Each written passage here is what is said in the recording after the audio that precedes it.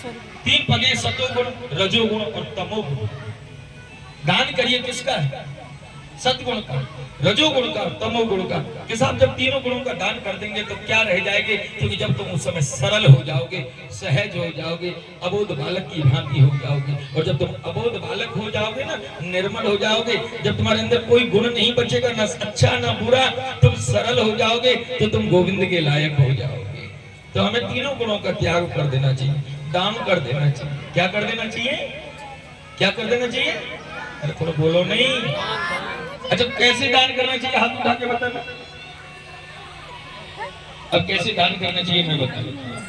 कि चिड़ी चोंच भर ले गई और घटा न सरवर नीर, और दानी दिए धन ना घटे जो सहाय रगनी। आज सुबह मैया कह रही थी महाराज जी, जो आप बोलना, अगर आप बोलोगे नहीं तो कुछ समझ में आएगा ही नहीं। हमने कहा क्या बोलना है? क्या है ना कि सहयोग की भावना। तो माँ ने कही ने मेरे को कहा, तो वही बात आपके सामने रखा। श्री भगवान की कथा है, सबके सहयोग से हो रही है, सभी बड़े भाव से इस कथा में अपनी श्रद्धा के अनुसार आप लोग सहयोग करेंगे। दूसरा, कल रात को कुछ माएँ बैठी थी, एक दो माँ तो मुझे अब यहीं से नजर भी आ रही है।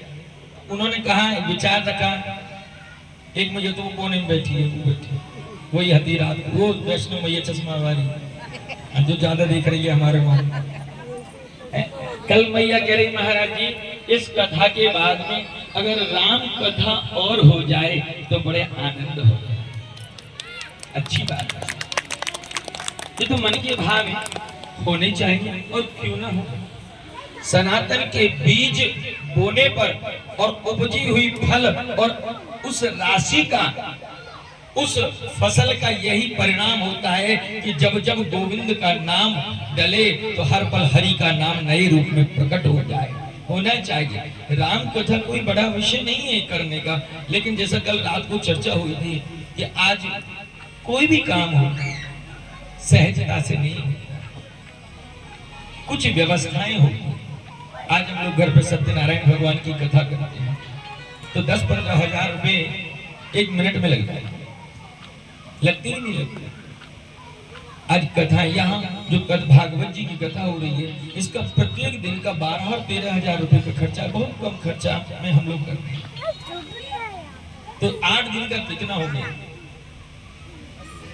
ये तो मोटा मोटी खाली देने वालों का, टेंट वाले, साउंड वाले, ये भैया, ये बाबा नहीं है, गृहस्थी है, इनके 6 बच्चे, इनकी 12 बच्चे, कहने का भाव गृहस्थी है, तो सबको होता है, सबको।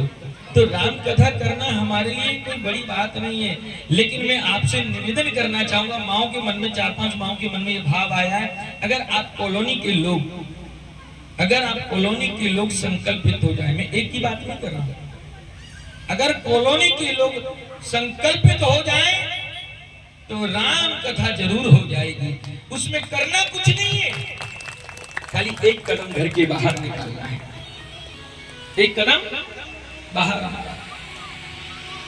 कुछ लोग कहते हैं कि साहब ये तो भटक गए। क्या कहते हैं? ये तो भटक गए। भटकता कौन है? अरे हम घर से बाहर निकले, जमाने ने कहा भटक गए। हम घर से बाहर निकले, जमाने ने कहा कि भटक गए। अरे ठोकर लगते लगते एक दिन मंजिल पर तो हम पहुंच जाएंगे। ठोकर लगते लगते एक दिन मंजिल पर तो हम पहुंच जाएंगे।